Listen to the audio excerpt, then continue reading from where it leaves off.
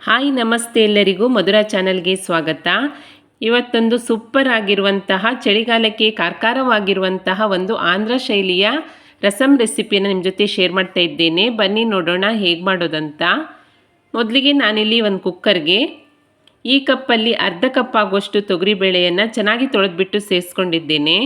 ನಂತರ ಅರ್ಧ ಕಪ್ಪು ತೊಗರಿಬೇಳೆಗೆ 1 ಕಪ್ ಆಗುವಷ್ಟು ನೀರನ್ನು ಸೇರಿಸ್ಬಿಟ್ಟು ಕುಕ್ಕರ್ ಮುಚ್ಚಳವನ್ನು ಮುಚ್ಚಿ 3 ವಿಸಿಲ್ದಾಗೋ ತನಕ ಬೇಯಿಸಿ ಇದನ್ನು ಸೈಡಲ್ಲಿ ಇಟ್ಕೊಳ್ತೀನಿ.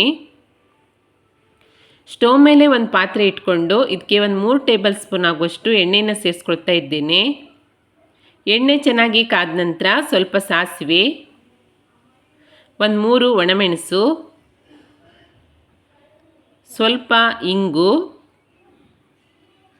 ಸ್ವಲ್ಪ ಕರಿಬೇವಿನ ಸೊಪ್ಪು, ಹಾಗೆ ಚಿಕ್ಕದಾಗಿ ಹೆಚ್ಚಿಕೊಂಡಿರುವಂತಹ ಒಂದು ಟೊಮೆಟೊವನ್ನು ಸೇರಿಸ್ಬಿಟ್ಟು ಟೊಮೆಟೊ ಸ್ವಲ್ಪ ಮೆತ್ತಗಾಗೋ ತನಕ ಇದನ್ನು ಚೆನ್ನಾಗಿ ಫ್ರೈ ಮಾಡ್ಕೊಳ್ತೀನಿ.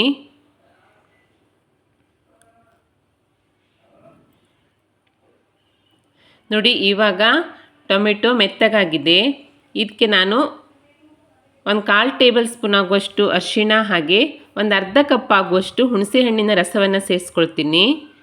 ನಂತರ ನಾನು ಬೇಯಿಸಿ ಇಟ್ಕೊಂಡಿರುವಂತಹ ಬೇಳೆಯನ್ನು ಸೇರಿಸ್ಕೊಳ್ತಾ ಇದ್ದೇನೆ. ನಿಮಗೆ ಎಷ್ಟು ತೆಳ್ಳಗೆ ಬೇಕೋ ಹದ ನೋಡಿಕೊಂಡು ನೀರನ್ನು ಸೇರಿಸ್ಕೊಳ್ಳಿ. ಒಮ್ಮೆ ಚೆನ್ನಾಗಿ ಮಿಕ್ಸ್ ಮಾಡಿಬಿಟ್ಟು ಮತ್ತೆ ನೀರು ಬೇಕಿದ್ದರೆ ಸ್ವಲ್ಪ ಸೇರಿಸ್ಕೊಳ್ಬೋದು. ನಂತರ ರುಚಿಗೆ ತಕ್ಕಷ್ಟು ಉಪ್ಪನ್ನು ಸೇರಿಸಿ ಒಮ್ಮೆ ಚೆನ್ನಾಗಿ ಮಿಕ್ಸ್ ಮಾಡ್ಕೊಳ್ತೀನಿ. ಈ ರೀತಿಯಾಗಿ ಮಿಕ್ಸ್ ಮಾಡಿಬಿಟ್ಟು ರಸಂ ಕುದಿ ಬರುವ ತನಕ ನಾವು ಒಂದು ಮಸಾಲೆಯನ್ನು ರೆಡಿ ಮಾಡ್ಕೊಳ್ಳೋಣ.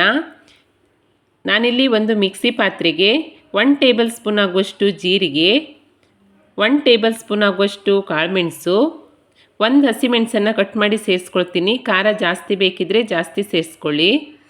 ನಂತರ 6 ಎಸಳಾಗುವಷ್ಟು ಬೆಳ್ಳುಳ್ಳಿಯನ್ನು ಸೇರಿಸ್ಬಿಟ್ಟು ರುಬ್ಕೊಳ್ತೀನಿ. ನೋಡಿ, ರಸಂ ಕುದಿಲಿಕ್ಕೆ ಸ್ಟಾರ್ಟ್ ಆಗಿದೆ.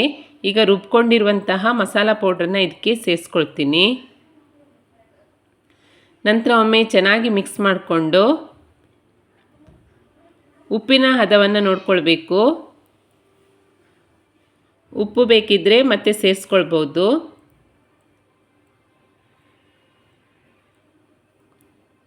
ನಂತರ ಕುದಿಯುತ್ತಿರೋ ರಸಮ್ಗೆ ಸ್ವಲ್ಪ ಚಿಕ್ಕದಾಗಿ ಹೆಚ್ಚಿಕೊಂಡಿರುವಂತಹ ಕೊತ್ತಂಬರಿ ಸೊಪ್ಪನ್ನು ಸೇರಿಸ್ಬಿಟ್ಟು 1-2 ನಿಮಿಷ ಚೆನ್ನಾಗಿ ಕುದಿಸ್ಕೊಂಡ್ರೆ ರುಚಿಯಾದ ಹಾಗೆ ಕಾರ್ಕಾರವಾಗಿರುವಂತಹ ಆಂಧ್ರ ಸ್ಟೈಲ್ ರಸಂ ರೆಡಿಯಾಗತ್ತೆ. ಬಿಸಿ ಬಿಸಿ ಅನ್ನದ ಜೊತೆ ತುಂಬಾ ಸೂಪರಾಗಿರುತ್ತೆ. ಈ ಚಳಿಗಂತೂ ಈ ರೀತಿಯ ರಸಂ ಮಾಡ್ಕೊಂಡು ಊಟ ಮಾಡಿದರೆ ತುಂಬಾ ಸೂಪರಾಗಿರುತ್ತೆ. ಖಂಡಿತ ಟ್ರೈ ಮಾಡಿ. ರೆಸಿಪಿ ಇಷ್ಟ ಆದಲ್ಲಿ ಒಂದು ಲೈಕ್ ಮಾಡಿ, ಹಾಗೆ ಶೇರ್ ಮಾಡಿ. ರೆಸಿಪಿ ಹೇಗಾಗಿದೆ ಅಂತ ಕಮೆಂಟ್ ಮಾಡಿ ತಿಳಿಸಿ. ಹೊಸದಾಗಿ ನಮ್ಮ ಚಾನಲ್ ನೋಡ್ತಾ ಇದ್ದರೆ ಸಬ್ಸ್ಕ್ರೈಬ್ ಮಾಡಿಕೊಳ್ಳಿ. ಸಿಗೋಣ ಮುಂದಿನ ರೆಸಿಪಿಯಲ್ಲಿ. Thank you for watching.